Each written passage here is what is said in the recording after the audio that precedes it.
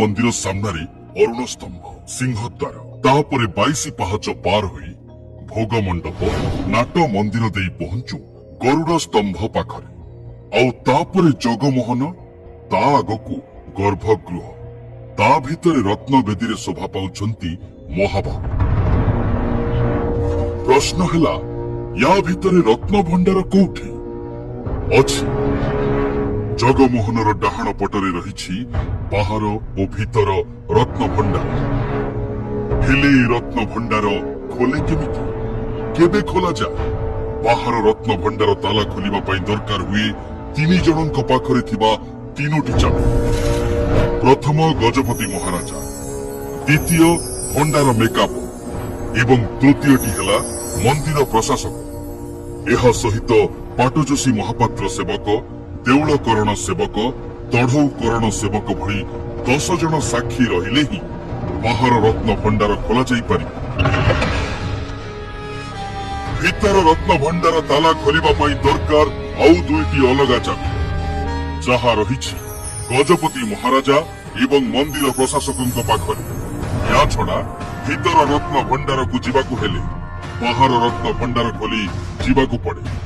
भीतर रत्न भंडार खोलिबा पई महाप्रभुଙ୍କ नीतिकांति को बंद रखाजिबा सह 12 रु 15 घंटा दरकार हुए।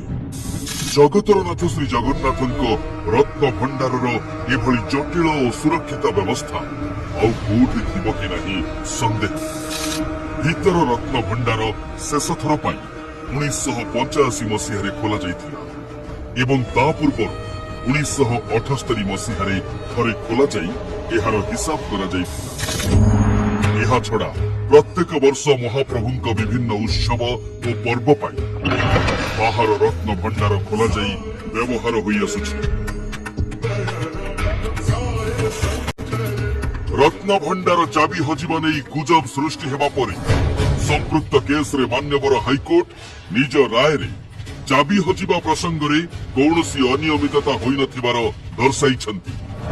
एहार तदंत पई सुप्रीम कोर्ट रा पूर्वतन विचारपति मान्यवर अरिजित पोसायतଙ୍କ अध्यक्षतारे कमिटी गठन करा जाई आसंता 2024 रथयात्रा समय रत्न भंडार खोलिबा पई सुपारिश करिसंती एवं यह कार्यकारी मध्य हेबो।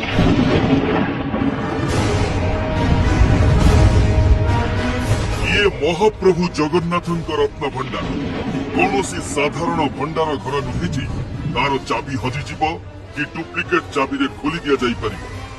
जीवंत ठाकुरଙ୍କ रत्न भंडार चाबी हजिजिबा कथा को विश्वास करिबा कठिन।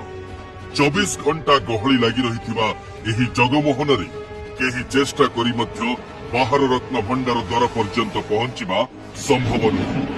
सर्वोपरि ओडिशार प्राण महाबाहुଙ୍କ रत्न भंडारर सुरक्षा और पवित्रता को संदेह करिबा हेउछि गजपति महाराज एवं मंदिर सेवायतଙ୍କ सचोट पणिया प्रति संदेह करिबा। महाप्रभुଙ୍କ इच्छा और मुख्यमंत्रीଙ୍କ प्रयास जो कम 500 वर्षरू होई पारि नथिला आज श्रीमंदिर परिक्रमा प्रकल्प द्वारा महाप्रभुଙ୍କ मंदिर झलसुछि। एथिपाई तो विरोधी मुख्यमंत्री को मिलिथिबा आशीर्वाद और श्रेय पाई जळुछि एवं महाप्रभुଙ୍କ नामरी रत्न भंडार मिछ एजेंडा धरी भक्तଙ୍କ भावना को कष्ट दउछि। महाप्रभु सब देखुछन्ति।